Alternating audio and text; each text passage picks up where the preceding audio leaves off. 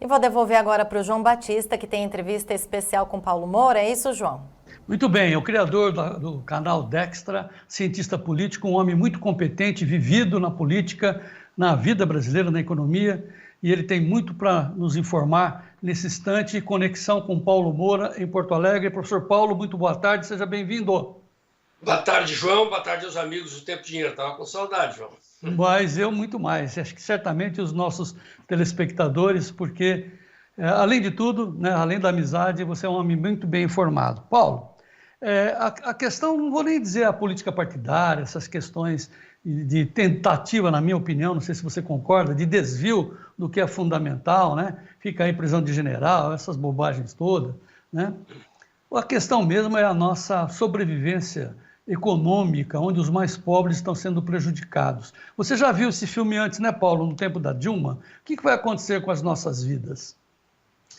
Olha, João, a situação é preocupante, né? Nós beiramos, eu acabei de gravar o vídeo de hoje, que vai ao ar daqui a pouquinho, falando de que bateu um clima de barata voa no mercado, né? De sensação de que está se perdendo o controle da inflação. É o que os economistas chamam de dominância fiscal.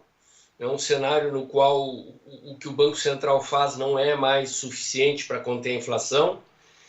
E observe que o Banco Central aumentou a taxa de juros em 1%, sinalizou mais 2 aumentos de 1%.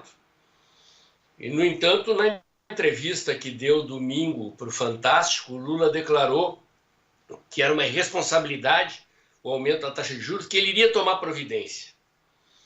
E jogou gasolina na fogueira, porque como é que o mercado interpretou isso? Olha, nós estamos às vésperas de troca do comando do Banco Central. Sai Campos Neto, entra Galípolo. O Galípolo tem votado, né, pelos aumentos da taxa de juros, tem tido uma postura técnica, mas o que o Lula sinalizou é que ele vai para cima do Galípolo para evitar que o Banco Central faça aquilo que o Banco Central tem que fazer, dado que o governo se recusa a reconhecer um cenário de descontrole fiscal. E isso sinaliza para descontrole inflacionário, e quem paga a conta do descontrole inflacionário é sempre o mais pobre. A inflação ela é um imposto que o governo cobra para ir rolando o seu déficit público, o seu endividamento, né? Que o governo recebe na frente, paga quanto quer, e quando paga sem correção, o dinheiro já está desvalorizado, e aí para se defender, o credor do governo aumenta o preço, e isso vai provocando a escalada inflacionária que há mais de 30 anos nós não víamos e que aparentemente está voltando. Eu não sei se você já tem a informação atualizada, mas eu vi que o dólar bateu 6,20, agora abriu a 6,16. O dólar futuro estava 6,20, não sei, eu vi num grupo de WhatsApp, não tive tempo aqui de conferir, mas estaria batendo 6,20, né? Outro dia eu conversando com um produtor rural amigo, falei que o dólar ia a 7, ele não acreditou, eu disse, não, calma, não é a 7 agora, esse ano, mas é a projeção de que ele vá a 7 em 2025. Mas do jeito que vai, não sei não, João, tá muito preocupante a situação. Nós estamos mostrando em tempo real o câmbio aí, 6,13, ele baixou um pouco, realização de lucro, tudo que sobe o pessoal pega para vender, enfim, tem volatilidade, compra e venda. Agora, duas coisas a gente pode depreender da fala do Lula, que você analisou agora. A primeira é de que ele está ameaçando intervir no mercado, no Banco Central, quer dizer, a independência do Banco Central vai para o vinagre e ele ameaça intervir. E intervir de que forma? Vai imprimir dinheiro? Aí sim, aí o valor do dólar, do real é nenhum, já está a pior moeda do mundo. Então, se ele intervir e imprimir mais dinheiro, inflação pega fogo mesmo, e aí os mais prejudicados são os mais necessitados, infelizmente, né, Paulo? Na verdade, imprimir dinheiro é uma expressão que se continua usando, né?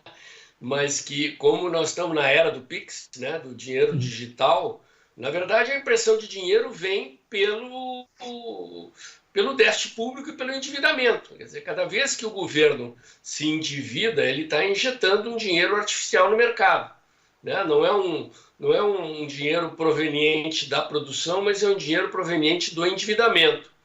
E isso alimenta a inflação, porque com o cenário de descontrole que nós estamos assistindo, o mercado precifica o descontrole e joga o valor do juro para cima. Quer dizer, ele exige cada vez mais dinheiro do governo para comprar títulos, né?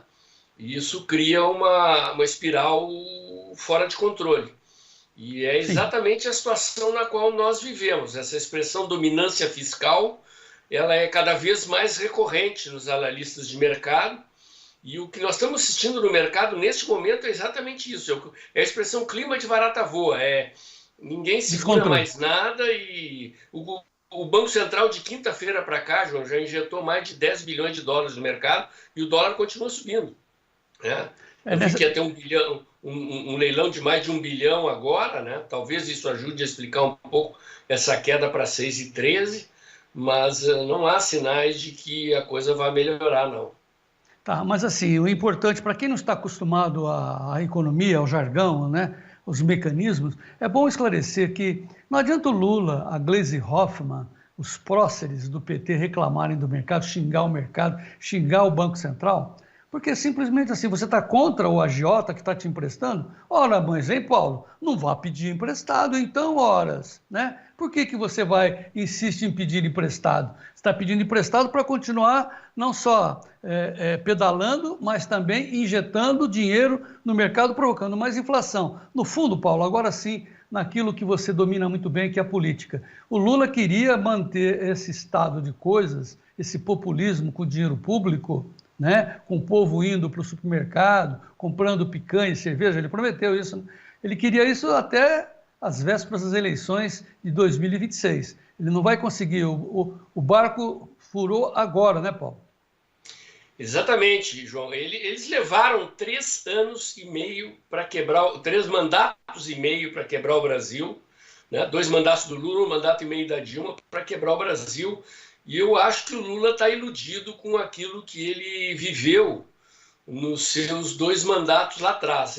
Algumas semanas atrás, ele deu uma declaração dizendo que ele já tinha derrotado o mercado uma vez e que ia derrotar de novo. Mas ele nunca derrotou o mercado, porque o mercado é inderrotável. O mercado não é uma entidade centralizada com um comando político como os petistas imaginam. É um conjunto de agentes econômicos fugindo do prejuízo, buscando lucro e reagem aos estímulos que recebem. Os estímulos do Lula são estímulos extremamente negativos, como essa declaração que ele deu no Fantástico, de que ele ia tomar providências para forçar a baixa da taxa de juros. Quer dizer, ele acha que vai domar o mercado, não vai domar. Ele provoca comportamentos defensivos, cada vez mais agressivos, né? E joga gasolina na fogueira. Não adianta chiar, brigar, condenar o mercado, porque o mercado apenas reage aos estímulos que o próprio Lula, o próprio PT dão, né? Então, sim, a situação é realmente crítica, é muito delicada, e é exatamente a imagem que tu utilizasse. Nós chegamos com 2 mandatos, com 2 anos de mandato de Lula, nós chegamos à beira daquela situação que antecedeu o impeachment da Dilma com a quebra do Brasil, né? Então, a situação internacional hoje é outra, né? O cenário é muito mais complexo do que era. Quer dizer, o Lula, quando assumiu lá em 2002, na verdade, ele fez uma inflexão à direita. No início, como ele precisava conquistar a confiança do mercado, ele governou com responsabilidade fiscal. Com Marcos Lisboa, de secretário de Política Econômica, né, com Palocci no governo, e eles foram deteriorando gradativamente as contas públicas e levaram, como eu disse, 3 mandatos e meio para quebrar o Brasil. Agora, o Lula, em menos de 2 anos, chegou naquele cenário Dilma, né? Agora, claro, só para passar a régua, o mercado, ele não reclama de nada, ele ganha com esse destempero do Lula. Ele só aumenta a régua. Vá pedir um dinheiro emprestado na esquina para o seu agiota. Se você não tem o que pagar, ele pede mais juros, mais uma contra-oferta. É assim que é o mercado. Então, pare de pedir dinheiro, cara. né? Aumente a nossa produtividade, melhore as condições de crescimento do Brasil, da população, através de emprego. É isso que a gente defende há tanto tempo. Você, Paulo, defende tanto tempo aqui conosco essa mesma tese. Agora a gente tem que olhar para frente. Em termos políticos, prisão de general, tal, Bolsonaro sendo perseguido, vai ser, parece que a próxima bola da vez. Ele pode ser preso, o Bolsonaro, professor Paulo? Eles querem prender, eu acho que antes ainda vai o general Heleno, e talvez mais alguns ali no entorno, em função dessas investigações. O que a imprensa comenta é que o STF só prenderia Bolsonaro depois de transitado em julgado no plenário do STF a condenação. Mas eu desconfio que não, porque nós temos dia 20 de janeiro a posse do Trump, João, né? E antes disso temos o aniversário do 8 de janeiro, né? Então, eu não tenho dúvida que o STF quer prender. Se eles vão conseguir, é outro departamento, né? Porque, ao contrário do que tem sido dito por alguns analistas internacionais da imprensa brasileira, de que os Estados Unidos estão mais preocupados com a guerra da Ucrânia, com o conflito no Oriente Médio, com a competição com a China, e que não dão bola para os Estados Unidos, a sinalização do governo Trump é cada vez maior de que eles têm uma estratégia para a América Latina. Aliás, isso inclusive foi objeto de uma matéria interessante na revista Foreign Affairs, que é a principal revista de relações internacionais no mundo, mostrando que o governo Trump tem uma estratégia para a América Latina, né? Eles indicaram o senador Marco Rubio para secretário de Estado, é um secretário latino-americano de ascendência cubana, né? Um dos principais conselheiros do Trump hoje é o Elon Musk, que teve a sua rede X fechada por mais de um mês pelo STF brasileiro, né? Os Estados Unidos lidam com o problema de tráfico de drogas, especialmente de fentanil do México para os Estados Unidos, lida com o problema de imigração, e a América Latina tem sido a porta de entrada de imigrantes e de drogas nos Estados Unidos. Então, tudo indica que o governo Trump terá, sim, atenção especial para a América Latina e para o Brasil. E isso pode precipitar o interesse do STF, eventualmente, de prender o Bolsonaro antes da posse de Trump, para criar um fato consumado, né? Não estou dizendo que é isso que vai acontecer, mas eu acredito que eles querem e vão tentar prender o Bolsonaro, sim. Tá, mas olhando agora a perspectiva de eleição eleitoral, nós olhamos aqui a sustentação da direita através da população. As pesquisas dizem que o Lula tem 33 de aprovação e 33 de rejeição, e 33 está no meio ali de indecisos. Como é que você vê no seu andar pelo Brasil, Paulo, a opinião pública nesse instante? João, eu vou voltar à ideia daquele cenário pré-Dilma, né? Porque de uma hora para outra, abruptamente, o cenário de popularidade da Dilma era similar a esse do Lula, na véspera do 13, das jornadas de julho de 2013, né? A mídia tratava a Dilma como gerentona. Hoje a imprensa fica mostrando esses índices de emprego, esses índices de desemprego no país, que pelo IBGE são baixos, mas que não se contabiliza a quantidade enorme de pessoas do Bolsa Família que não procuram emprego, né? Se você for considerar a quantidade de pessoas desocupadas no Brasil, isso vai a 40 e poucos, 50 milhões de brasileiros, né? 40 e poucos milhões vivendo de Bolsa Família.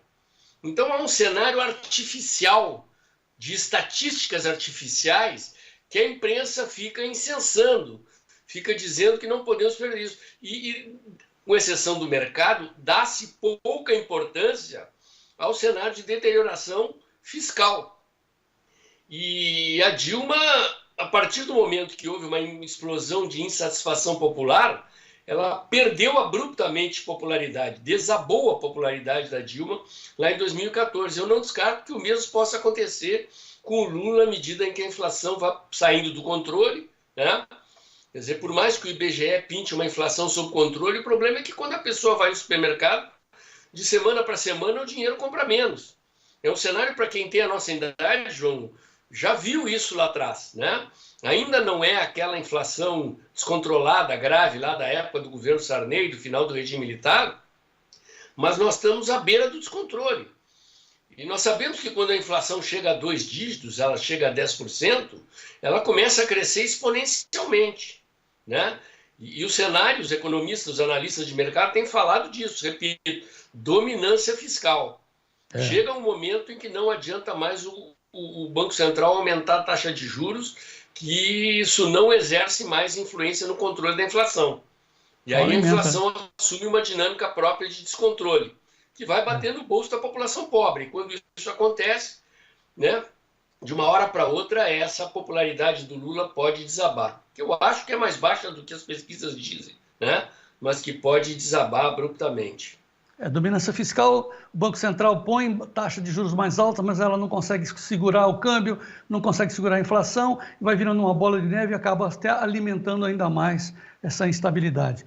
No fundo, professor Paulo, temos que acompanhar, temos que noticiar e temos que instruir a população, porque o povo cada vez mais bem informado terá, claro, como sempre, o domínio do seu futuro nas mãos. Eu sempre conto contigo, Paulo, nos melhores momentos ou nos piores momentos, para que você venha aqui nos ajudar a esclarecer os nossos telespectadores. Por enquanto, professor Paulo Moura, muito obrigado mais uma vez pela sua presença aqui no Tempo e Dinheiro. Obrigado, João. Um abraço a você e a todos os que nos acompanham aqui pelo Tempo e Dinheiro.